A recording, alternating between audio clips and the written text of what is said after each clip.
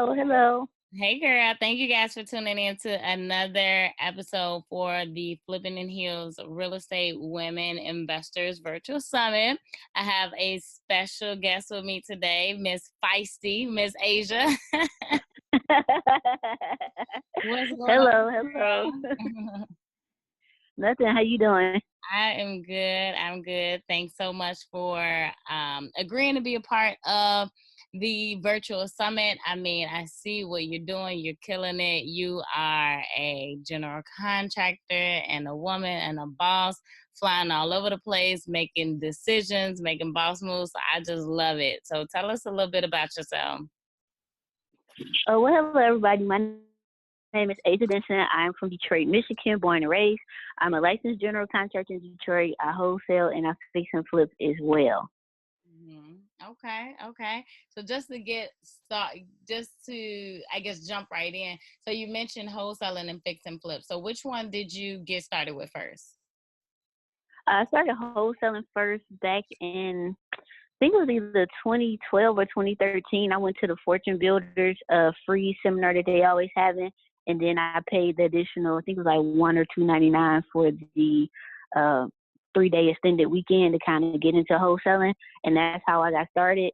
And then after that, I purchased a course by Phil Whiskey. I'm probably tearing his name up, so please forgive me, but he is pretty huge on YouTube, and I bought his course for $1,000, and that's really how I learned how to wholesale. Wow. So, I love the fact that right off the bat, you like, look, I bought this course, I bought that course, because right now you're saying like, look, I invested in myself. Girl, so many people inbox me and they're like, I want to get started. I don't know where to get started. I want to get started, but what should I do? Or, whatever the case. And there's so much information that is out there. I mean, even on YouTube, there's so much free information that's out there. But if you want to take it that next step further, then obviously, spend a little bit of coin and invest in yourself. So that's how you got started wholesaling. How long ago was that? Oh boy, I think that was 2013, and this is 2019, so it's 6 years. Wow, yeah. Wow. Okay. So how was wholesaling for you? Like you started off a little rocky. How did that go?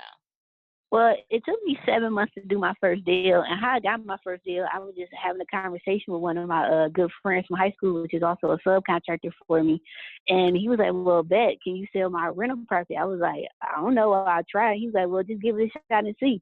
So I was like, "All right, cool." So I ended up putting it on Craigslist. It ended up selling to a lady down in Mexico, and then I ended up selling to her like that first year about 10, 15 properties. And then I ended up reselling all the properties I sold her because she just wanted to get out of single family and go into apartment. So I was able to get 2 checks from her. So that's how I got my first deal and my first buyer. But it took 7 months. Like some people, they go a lot faster, but it took me 7 months. I didn't really care how long I took, long as I did it.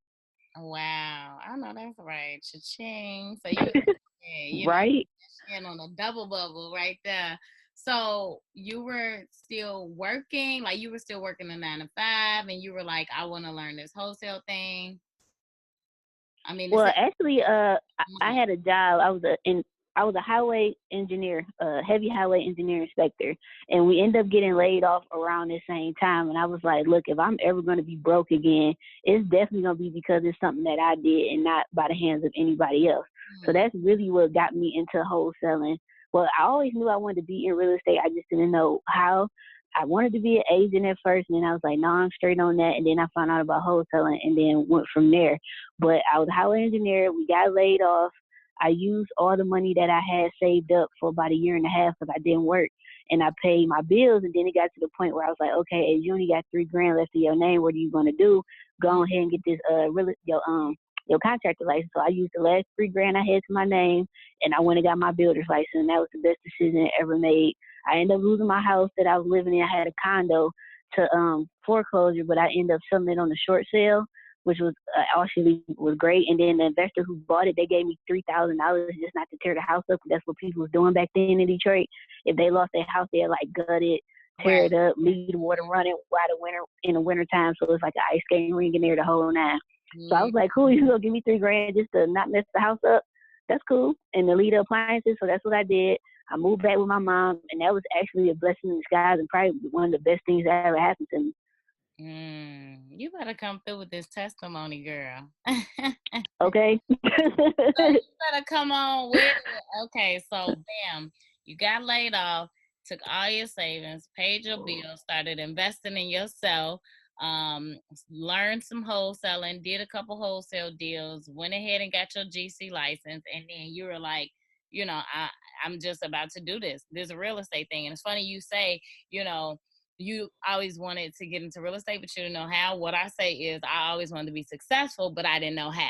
And for me, it fell into real estate, and then really having like the love and the passion for it. But okay, so you moved back in with your moms, and then, obviously I'm sure wholesaling picked up, your networking picked up, how did you get out there then, because now you're jumping in a brand new career, where pretty much don't nobody know you for real estate. People knew you for being a highway engineer.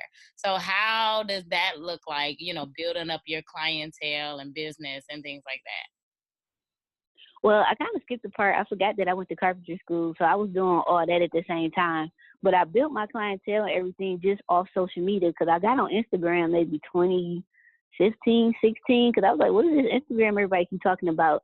And then I was like, well, I'm going to use social media to my advantage, and I'm going to make sure I use technology to my advantage, because I have a technology background.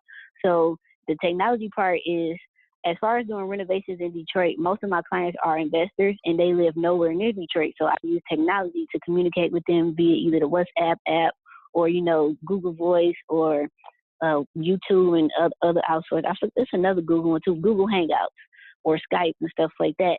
But people started finding me because I use LinkedIn a lot. LinkedIn was kind of like the more professional version of Facebook, and Instagram and Google Plus and Pinterest. I was on there pretty heavy, and and Facebook, just all social media and YouTube. Cause one of my friends start a YouTube channel. I was like, all right. So I just went on YouTube and started reading the Detroit news, because I got tired of people when they found me, like just simple stuff like that. I just read the stuff that was in the newspaper, but the stuff that pertained to business and real estate. Right. So if you go on my YouTube, you'll see videos from 5-6 years ago, me talking about Detroit new developments and stuff that's going on in the city. And I just read what was in the paper, because I got tired of seeing and hearing every time they talked about Detroit, they only talked about the bad part. And I'm like, look, I'm from Detroit, born and raised. I love this city. This is my home. You're not going to sit up here and talk shit about my city when I know that's not all the way true. Yes, we have crime. Yes, we're an urban city. We have all these things, but we also have other positive things that's going on in Detroit. And so I just would go and read the news straight on YouTube. And that's really how I start. Yeah, and that's really kind of how I started getting myself out there, because people would email me like, oh my God, I never knew this about Detroit. I always thought Detroit was just crack infested and all this stuff. I'm like, it got that too. If that's what you want, you can go over there and find it. But if you know what I'm saying, if you don't want it, you can come over here and do this too. Like, it's a lot of great people who done came from Detroit, and y'all not about to sit here and talk mess about my city when I know it's more to that. So that's how the whole Detroit tour started, because I started posting. And then I would also post parts of Detroit that people never knew existed, like Indian Village. We got some of the biggest old mansions in Detroit that's over 100+ years old. And they're all brick, and they're beautiful. And they even got like a whole nother little carriage house in the back that people rent out now, like on Airbnb or just to a regular tenant. And I would just drive through the neighborhoods that I love and post them online, because nobody was showing that. Right. So that's really kind of how I got, popular, so to speak, because I just showed Detroit the way I saw it. Yeah, and it's the same with Chicago. So I swear I'm listening to exactly what you're saying, and I'm like, Right. when my presence started growing more on social media, and I started meeting people from all around the world, they were like, Chirac. I was like, no, you're not about to call my city Chirac. It is Chicago or Chi-Town, but people were only, right. Only knew what they knew about Chicago based on what they saw on the news. And we're not going to get on that. But, right. Yeah. I definitely 100% wholeheartedly feel you on that.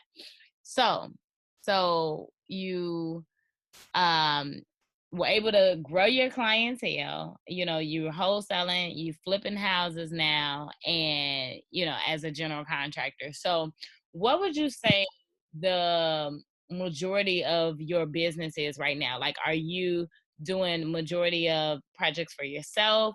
Are you doing a lot for other people? Are you doing general contracting for homeowners or investors?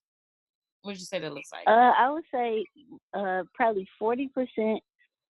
I would say probably maybe 40, probably half and half, 50% homeowners, 50% investors.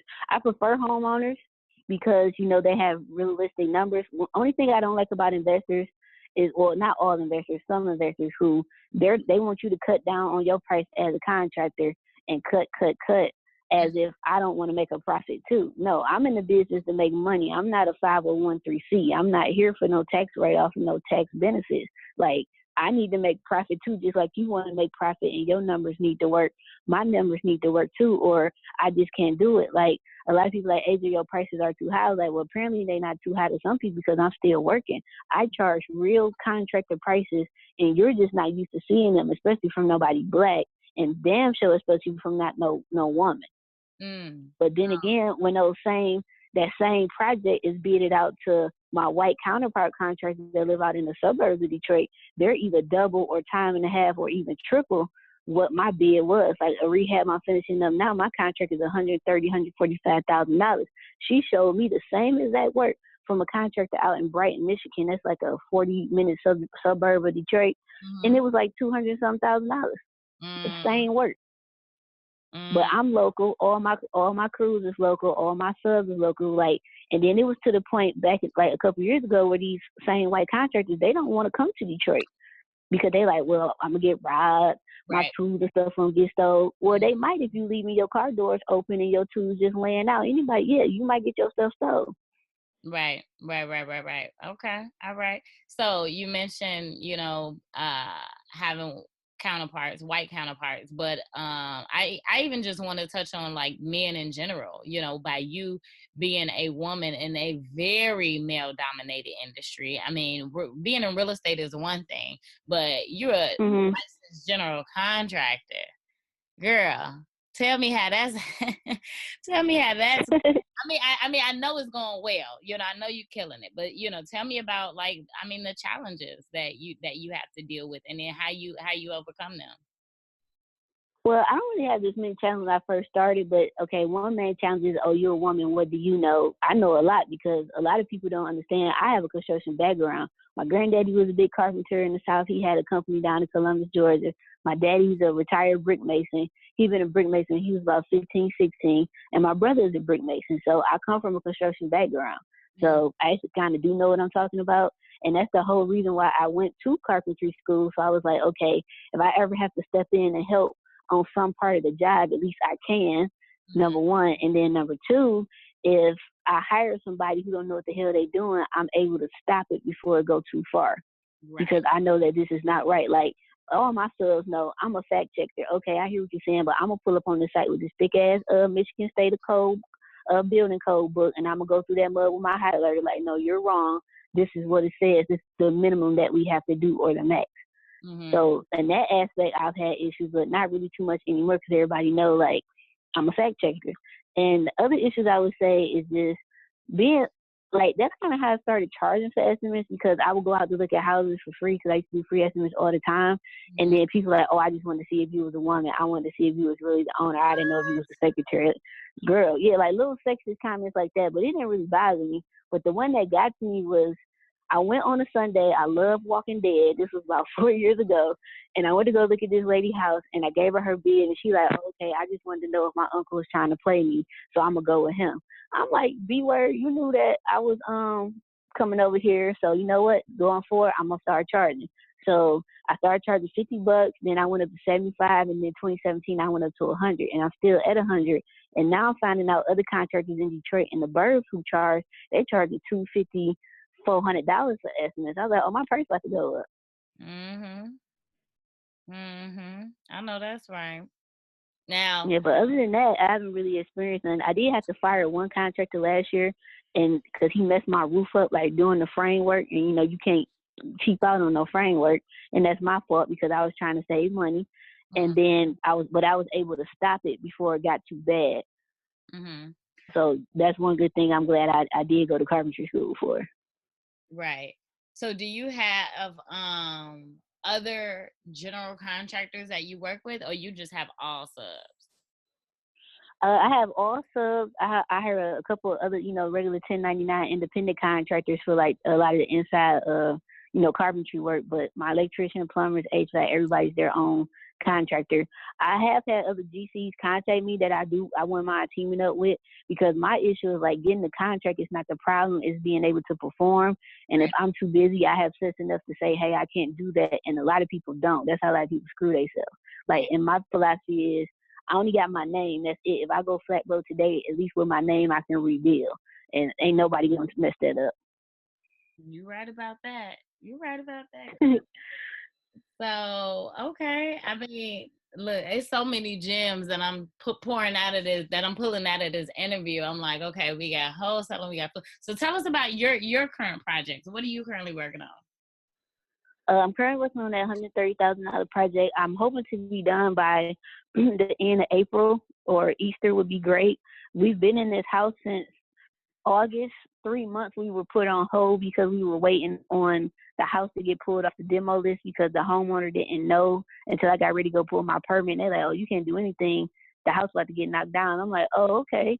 So we had to take care of that. That took 3 months. Of course, now it's almost the holiday time, so it's hard to get permits pulled because everybody's on vacation. So now that's almost done. I have a 4-unit I've been working on for months that's finally about to wrap up, because it was more reasons beyond our control that put us in delay. I'm currently working on my own personal duplex that I do own, and I'm looking for another property for another rental. But the duplex, I'm applying for different lenders right now because I need more money. Like, I can't keep using my own money.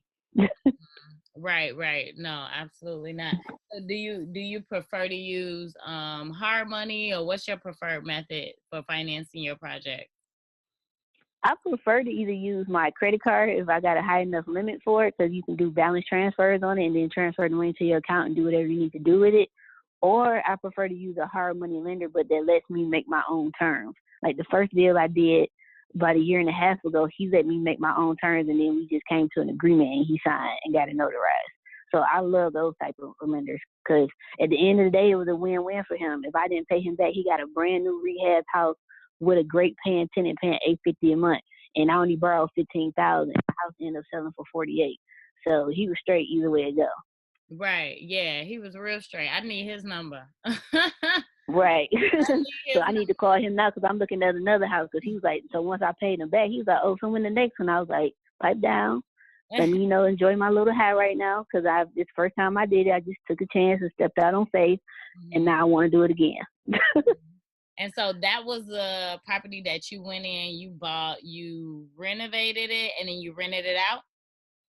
Yeah. So the thing is with Detroit, a lot of investors want to invest in Detroit, but they don't want to go through the rehab process. They want to buy houses already renovated with tenants in there, and if possible, property management in place, so you can just sell it as a turnkey. So I would love to do more of those. So those are very much needed in Detroit.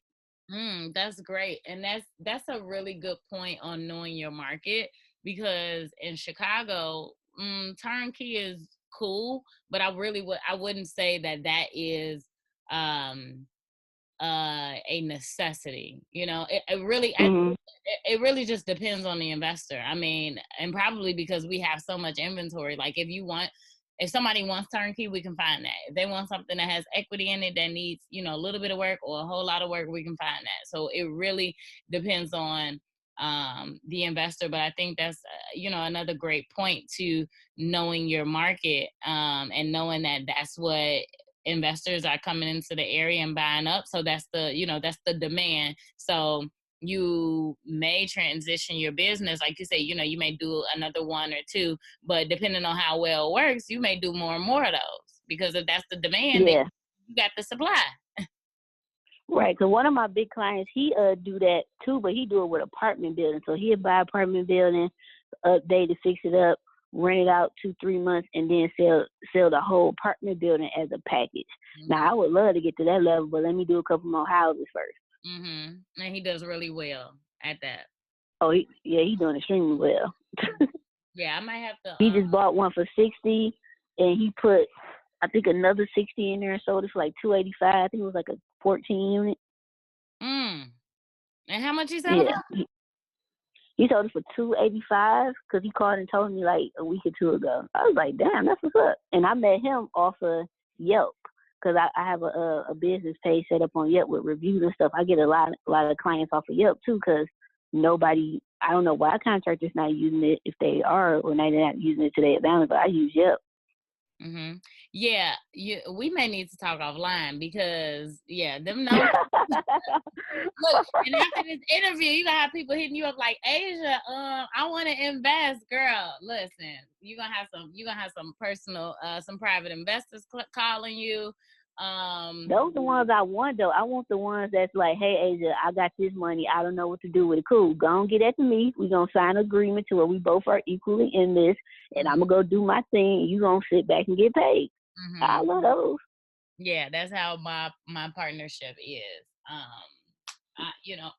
My partnership is with a licensed general contractor, so he's invested and I'm invested, so it works. I guess that's the tip out here for anybody that's looking for partners. Yes, if you partner with a general contractor, Asia is available. Yep. Detroit. The great thing about it is that she's gonna pull up to the site with her book and make sure, and she's gonna go through everything off and make sure everything is done up to code and a quality product. And that's the thing, what a lot of people that are looking to get into the business, whether it's anything that has to do with renovating, so whether it's holding or flipping or whatever the case, people that are looking to get into the business, that's the number one complaint or the number one worry, right, is dealing with contractors. And if you partner with the contractor, then they're as much vested into it as you are, so exactly. they want to make sure that the job is done right, it's a quality product, so that your end goal is met. So whether it's renting it out or selling it, making it turnkey, whatever the case.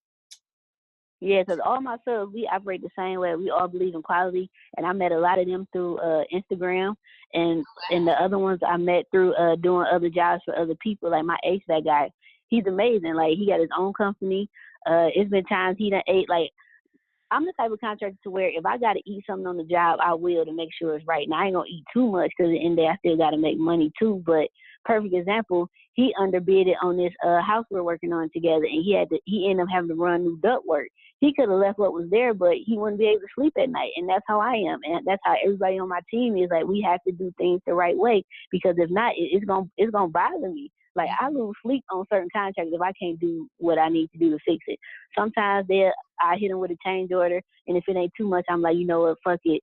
Just pull that whole damn tile floor because I don't like how it's leveled, and we gonna redo it.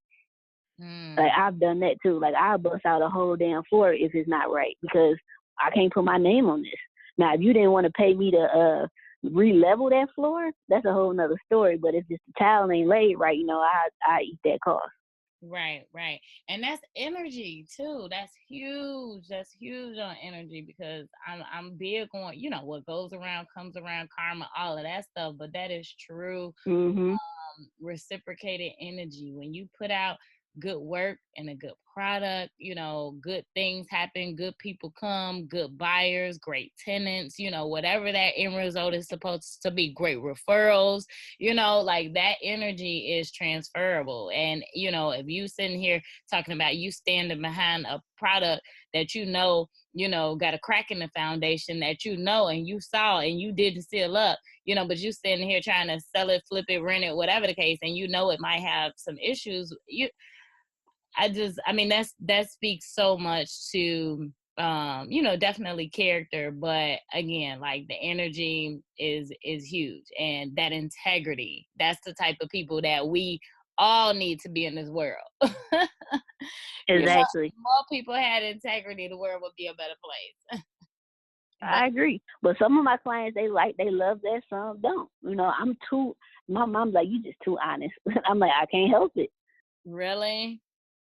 Yeah, some like it, some don't like it. But at the end of the day, at least you are informed. I can get some sleep, and whatever you decide to do after that, that's not on me. That's why I put everything in writing. So every time I get off the phone with a client, because they'll try that junk too, I send them a text immediately or email, like, to confirm what was just discussed when we spoke on this date and time at this. This is what was said. If you disagree, please respond to this email. If you don't respond, then I'm cool. Right. Right. Okay. So, so we talked about, general contracting and other projects, your projects, wholesaling. So now you started off saying that, that's how you got into real estate, was wholesaling. So are you still very much so involved in wholesaling, or what is that? How does that look like? Oh yeah, I'm still wholesaling. Being now that I'm getting more into fix and flip, being a wholesaler is definitely needed, because then I can find my own deals. Mm-hmm. And then I have good relationship with other wholesalers, to where if I see something that they're selling, I can go immediately to them, and they know I'll close, and there's no like run around game or nothing like that. So I think being a wholesaler and getting into fix and flip is genius, because, and I'm a GC, so it kind of all works together. Yeah, you cashing about 2, 3, 4 checks. Exactly. I So want it all works out. So tell me, Exactly. so explain to the people. So what is wholesaling in your words? Okay, a wholesaler is pretty much a great middleman or woman.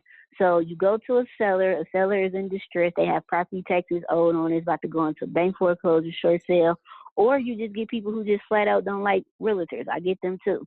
So you go to them, you get the property under contract with them, and then you market that contract to assign your interest in the property to an end buyer. So you're just a hell of a negotiator and middle person. That's pretty much all you're doing, and you sandwiching the deal together. And then when closing comes, you get an assignment fee check, and you go on about your business and do another one. Right, just like that. And Just like that. and then the great thing about it is that, I literally had somebody that inboxed me today, like, how do I find good deals? And I said, you need to build relationships with wholesalers. Now, what you just mentioned was genius, because now that you're getting more into flipping your own properties, you are also the wholesaler. So you finding your own good deal. So instead of flipping it to an end buyer who would be an investor, that's a deal that you just found that you're able to save money on the acquisition, because, we all know that as far as real estate investing and flipping, the money is made on the acquisition. Your money is made up front, your profit, when you buy, not when you sell, because that's another thing, is that too many people, when they're first getting into real estate and first starting out, the properties that they purchase are too overpriced, right? So by you being a wholesaler, you're able to get those properties at a discount and then turn around and flip it and be the GC on it. So yeah, you cashing about 2, 3, 4, 5 checks. Exactly. And I've had that happen, to where I wholesale a house to an end buyer and I get the rehab. So that's 2 checks. Yeah, I love it. So yeah, it happens. So tell us about the flip market in Detroit, because like you said, we only know, like, I don't know much about Detroit. I know, I've heard about Flint and all this and that, right? But I don't know much about Detroit. Now, I did kind of hear, like, oh, the real estate is on the rise, on its way back up. Is it back up or is up? Or is it in certain areas? To tell me a little bit about that, really, how the whole flip market really is. Well, Detroit real estate is up overall. Like, the prices at the tax auction are like probably up 200-300% compared to where they were a couple years ago. So overall, prices are up. So the same houses I would buy for $500 a couple years ago are now $5 to $10 grand. So those properties are rising too. But as far as fix and flips, you have to be either do a tenant occupied property, like I explained earlier, or you have to be in certain pockets of Detroit to where you flip into an end buyer, which is going to be the homeowner, because they can come in there with an FHA loan or whatever type of loan they got from a mortgage lender to get said property. But the market is definitely coming up. I'm seeing a lot more fix and flips. Like my boy Zeke, that did the seminar with me, he fix and flips very heavy in Detroit. Like, he don't even wholesale no more. Or if he wholesaling, it's just to find his own deals and that's it. But he definitely is fixing and flipping. So I think it's definitely going to get even higher as more people come into Detroit. But it's probably going to get to the point where it's going to get oversaturated, like anything else. Yeah, yep, like anything else. So this is your guy, he's the one that's wholesaling. He's the one that's flipping the apartment buildings. No, the person flipping the apartment is one of my actual investor cash buyers. He's out of New York, and he found me on Yelp back in 2014, 15. I did one rehab for him in Boston Edison, and he ended up flipping that. So now he just buys them, renovates them, and flips. That's it. Okay. But he only does apartment buildings now. He don't even touch single family anymore. Okay. And so your boy that's doing a lot of flipping right now, you said Zeke, he's doing a lot of flips to end buyers. Yeah, he's doing them to homeowners. Like the people who coming in, they actually have like mortgage loans because he's selling retail, so he's gonna get more money. If he's selling to an investor, he's not gonna get as much. But he's selling either at retail or above retail some of his deals. So tell me, what's the retail market like, price point wise in Detroit for a decent middle class family home that's looking to buy something that's been fully rehabbed? I'll say on the low end, maybe $50,000. On the high end, maybe $1 million. It depends on where you are. Like if you're in the Indian Village area, you're gonna spend between $700 to probably $1 million if it's fully renovated. Mm-hmm. If you're in like Boston Edison, you're gonna be probably around $200,000 to maybe $500,000. Because Boston Edison is a very historical neighborhood, and we're talking like some big, gigantic houses like Indian Village too. So yeah, those houses are huge. Yeah. Okay. Yeah, I definitely. Like I said, we're gonna connect after this because I need to learn a little bit more about this market. Oh, okay. Yeah. Well, you down the street, so you can just drive on down 94. Girl, just a couple hours away. I think I'm about 4 hours away. Yep. But okay, so yes, it is so many gems that you dropped on tonight's interview. Now what's next, for you? I know you mentioned, doing like a more of a turnkey situation, but even, 1 year, 3 years, 5 years down the line, 10 years down the line, like what's next for Miss Asia Denson Construction? Well, within the next 2 to 5 years, I plan to be doing government contracts, more fix and flips.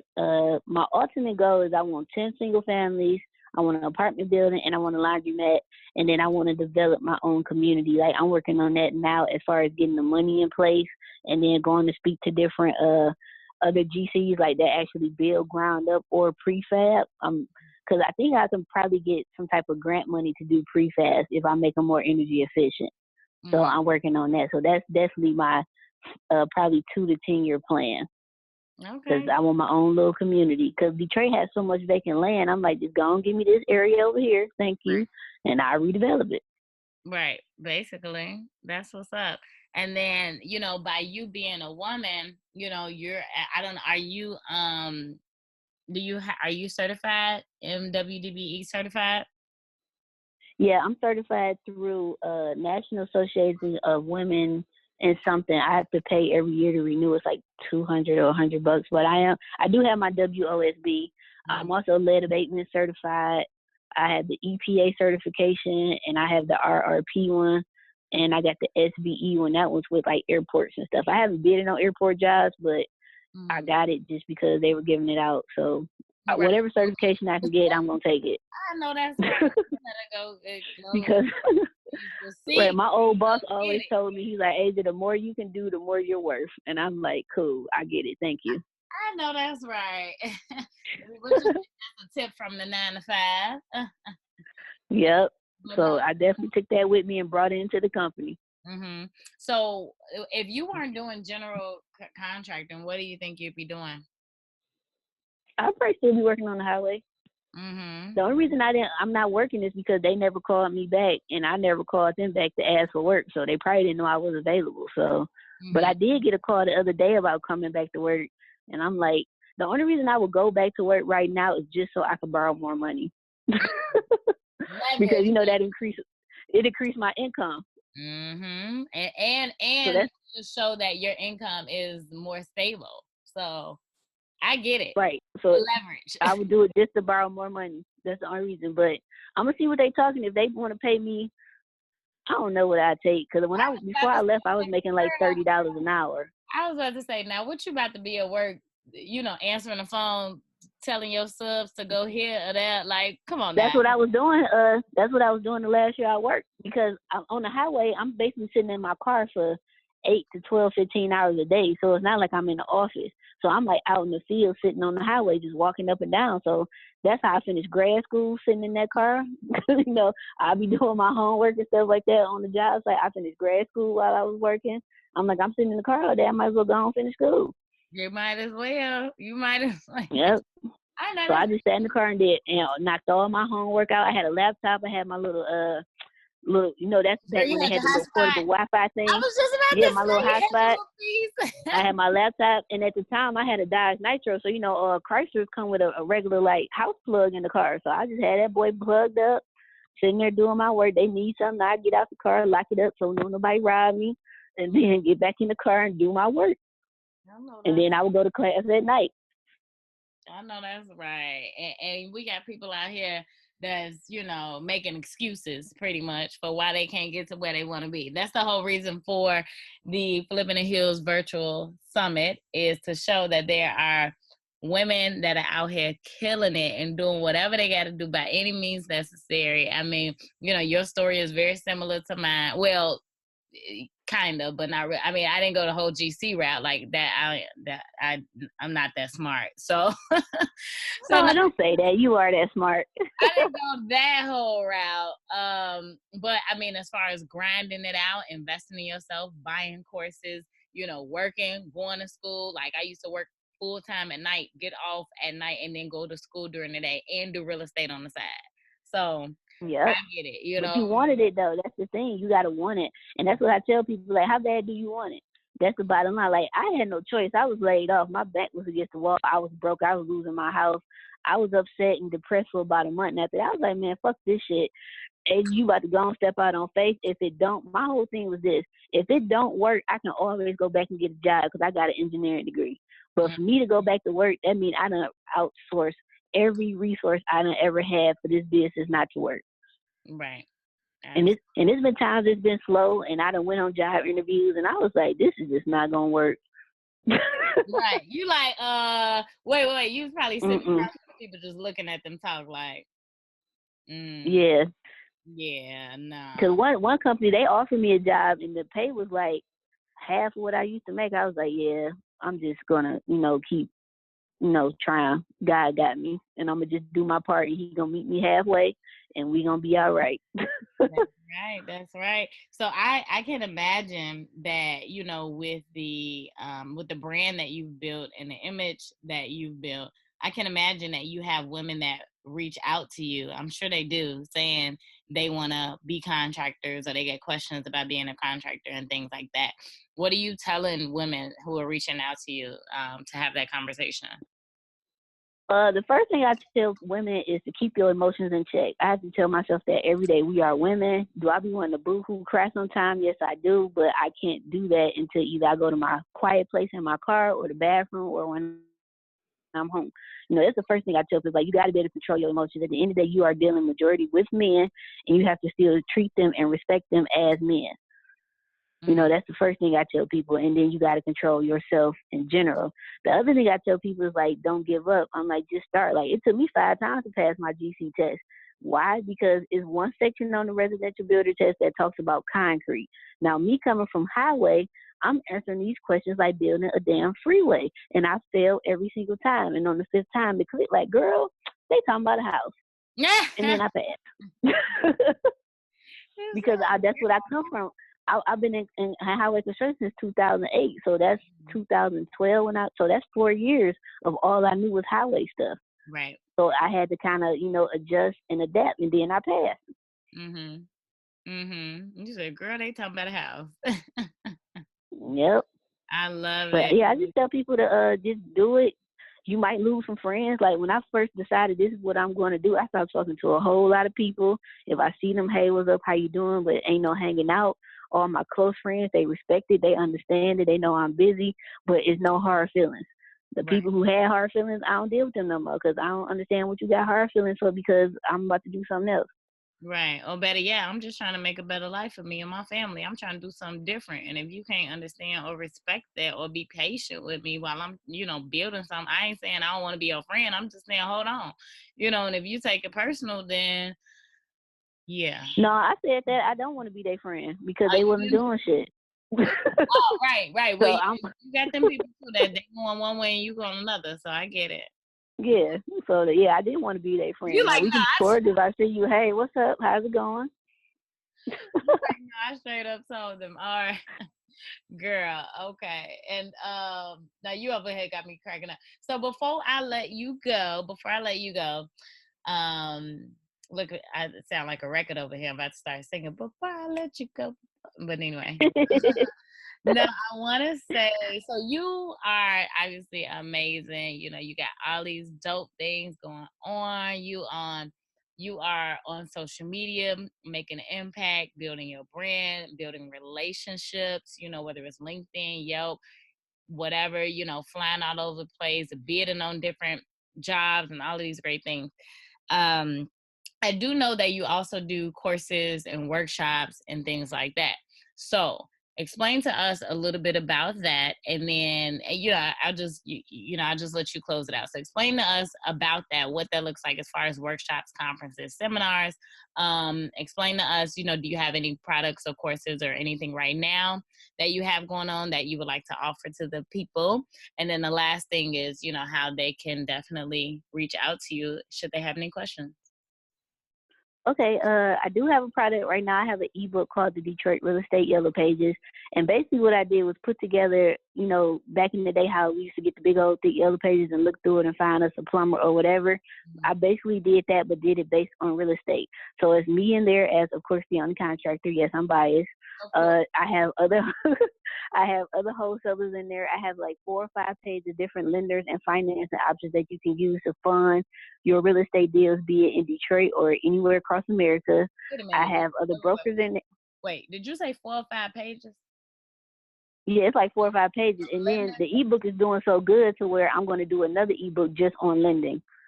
I was just about to say, did you say 4 or 5 pages on just lenders on money? Because that's the number one reason, I can't invest in real estate because I don't have the money. 4 to Right, but it's different. But it's different ways to do it. Like a lot of the people who contact me, since I'm a contractor, they like, you can use this money for whatever you want. You can use it for real estate, equipment, stuff like that. Because as a contractor, I don't own any equipment other than, DeWalt tools. But let's say I owned a bulldozer. I can lend against my bulldozer. And if I don't pay off the loan, then they're going to come take my bulldozer. Right. So I do have that in there. I have project manager companies. I have stuff that people can Google, but people too lazy to Google, such as who do you contact to get the gas turned on in Detroit? Who do you contact to get the water turned on in Detroit? Because, we are a microwave generation. We want everything, right now. I ain't going to say generation. I'm just going to say some people. And then so the last page of it is just a page of all of that, like who you should contact in Detroit. Here's their information and why you should call them. So I got City of Detroit, Wayne County Tax Deed Office. Why you need to call them? Because you need to know what the hell you owe on taxes and how to pay them. Right. Who is DTE? This is the utility company. Right. This is the utility company. Exactly. This is the utility company. Here's their name. Here's their website. This is why you should contact them. So that's pretty much what the ebook is about. I posted the other day on my IG how I just got $26,000 from Payoff. A lot of people don't even know who Payoff is. Payoff is a company that lends you up to $30,000 to pay off a credit card or whatever the heck you want to. Thank you for this $26,000. I'm gonna pay off all my personal credit cards that I owe, and then I'm gonna call them and ask for an increase for double the amount, and then use that to go do whatever I need to do with real estate. And a lot of people don't think like that. So that's pretty much what the ebook is about. It's $49.99, and it's just basically a yellow pages of people you should call for money, to get the lights turned on for your property, to manage your property, to buy a property, and so forth. I'm also working on a book just on lending, and I'm working on an online construction course that I hope to have ready by probably the summer, because a lot of people want to be GCs. And what I've noticed about us as Black and brown people, we don't truly know how to run a construction company as far as the business side. And that's the whole reason why I went and got my master's in construction management, so I can learn the business side of construction. Because what I have learned is that if your paperwork is on point, you straight. The paperwork is how you get the money and how you get the bigger contracts. Boom. And a lot of people don't want to do that. Like, I've gotten contracts because people didn't want to fill out the paperwork.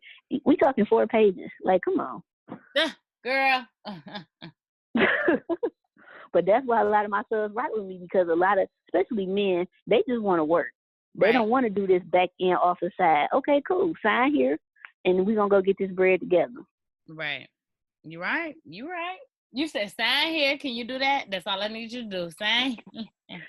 Yep. So I explained it to them what it is, and they'd be like, "Hey, I trust you." I'm like, "I'm glad y'all trust me, but still read this, because my mama said anything you put your name on, you supposed to read." Mm-hmm. And they'd be like, "Okay." Right. And then you built that rapport, obviously, and then, like you said, they trust you. So I love it. Love it. Okay, Miss Construction Lady, I'm loving it. Okay, cool. So this was a great interview. I mean, we talked about wholesaling, what wholesaling is. We talked about flipping a little bit. We got to learn about Detroit, Ms. Asia, born and raised. That's how hard I go for my city too. So I feel you, girl. We talked about GC, the challenges and all of that stuff. So where can people find you? People can follow me on Instagram at Denson Construct Serve, so DENSON. I know my D's sound like B's, but D as in David, and then CONSTSERV. My YouTube channel is Denson Construction Services. My website is dcsllc.pro. I shortened it because Denson Construction Services was just too long to put on a business card, so I know. That's why I just abbreviated. I know, but I'm loving it. So this construction management course that you're thinking about coming out with in the summer. So it's like construction for dummies. Like, is it the how-to? Well, it's gonna go over wholesaling a little bit, but it's basically gonna be like, what is a GC?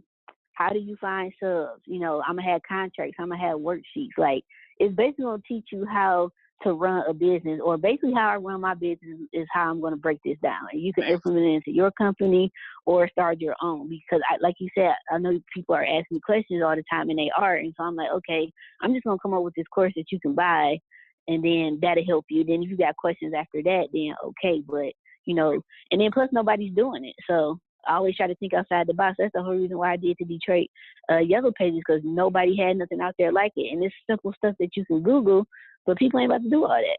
Right. You're right. And then when people coming in your inbox with the questions, you just drop the link to the ebook. Like, you know what? It's already here. Girl, you so smart. Right. Look, for $49.99, it's already here. Yep. Love it. Okay, well, thank you, ma'am, so much for hopping on, the conference, the summit, and just coming on here and just sharing your expertise with the listeners. I'm sure they got a ton of value out of this interview, as I did as well. Like I said, you have me even thinking about, okay, I need to hit you up after this call so we can talk about these Detroit apartment buildings. You said a 12 unit for $60,000. What, so we can, yeah. So right. No, but I mean, the opportunity is out there, definitely. And, for those of you who are thinking like, oh, you may live in a market where you don't have a 12 unit for $60,000. Listen, I tell people all the time, money is green, not black, not white, not blue, not yellow, exactly. Money is green, okay? And it can be sent with a click of a button. So if your money can go further for you, somewhere else, then yeah, meet people, get online, start conversations, slide in somebody's DM so you can start to figure things out and put some stuff together. And, obviously have an attorney, have your contracts in place, all of that good stuff. But opportunity is definitely out here. So thank you so much, Miss Asia, for coming on here and sharing all of the gems that you shared with us on this interview. We appreciate you. Well, thank you so much for having me and for even hitting me up in my DM. See, this is how all this happened, because of Instagram. Oh, I did, didn't I? I did. Right. So look, don't sleep on the ground and sliding in the DMs. Yep. Okay. Thanks, Asia. All right. Thank you. Have a good day. All right. Bye-bye.